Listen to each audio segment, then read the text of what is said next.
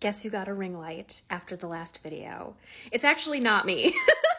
I'm using a little vanity mirror that I forgot that I have that lights up after you get 4 AAA batteries. I kind of look like I'm using a ring light. So profesh. I feel like I look like a newscaster. Tonight at 9. Actually, it's not tonight at 9. Monday the 7th at 2:47 a.m. Central Time.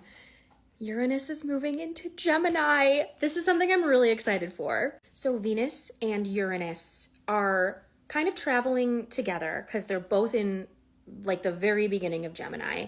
So they're both making a trine to Pluto in Aquarius. Uranus trine Pluto is huge, like era making. And I say that because Pluto and Uranus are both outer planets. They move very slowly, and they're referred to as generational planets because people of the same generation will have the same Pluto and Uranus placements.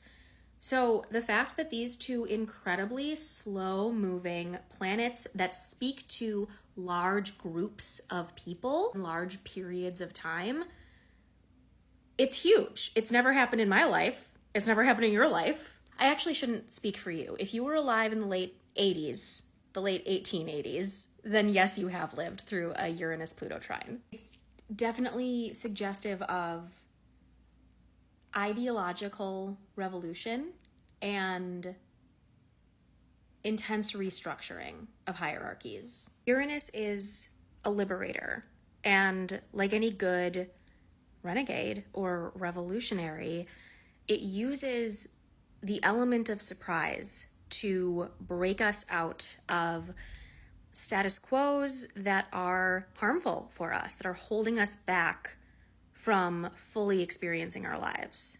Uranus does not follow the rules because following the rules does not get you free. So whatever your expectations are, however you think this is going to go, it's going to be different than that, for better or worse. Uranus brings change, that much I know. Beyond that, like in what direction, to what end, it's kind of anybody's guess. Uranus is unanticipatable, and I respect that. I will say this conjunction between Venus and Uranus, both in a trine with Pluto across air signs, I've been thinking a lot lately about the poem by Gil Scott-Heron, The Revolution Will Not Be Televised. If you are not familiar with this work, please look it up. It will add so much value to your life. Air signs are all about communication and communication technology, the tools that we use to connect with each other in innovative new ways. And also with Pluto in Aquarius, the ways that those tools for connection can be warped into weapons.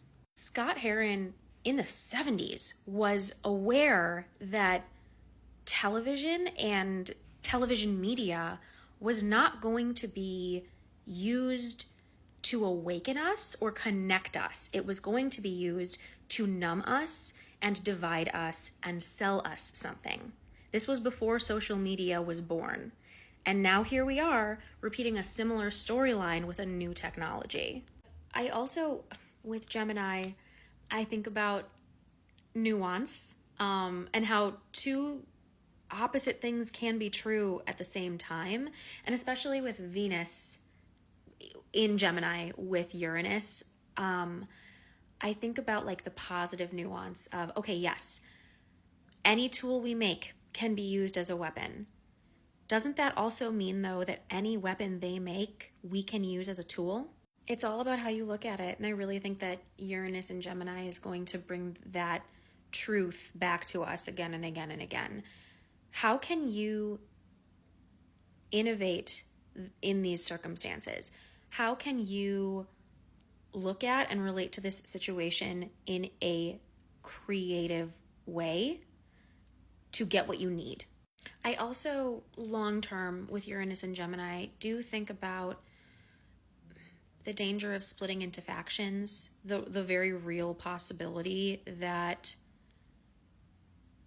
people will continue to disagree over like surface level semantic things, even when the values are shared. Our ideas, our priorities, our agendas are not going to be 100% in alignment. They never will be. That doesn't mean that we can't work together. If the circumstances are dire enough, I hope that most of us understand this. I don't know, with Gemini, there really is a lot of energy spent on separation and categorization and, okay, but this is not exactly what this other thing is, and I'm this other thing and never that. Like, how constructive can you be when you're perpetually arguing over word choice? Anyway, so this was all over the place. This was a ramble for sure. Very much in keeping with like the Gemini energy. I feel like I have a lot of really cool ideas about this, and they're all half formed and like taper off. If you've watched this far, thank you for watching. Thank you for being here. If you liked this video, please leave a like and maybe even a comment.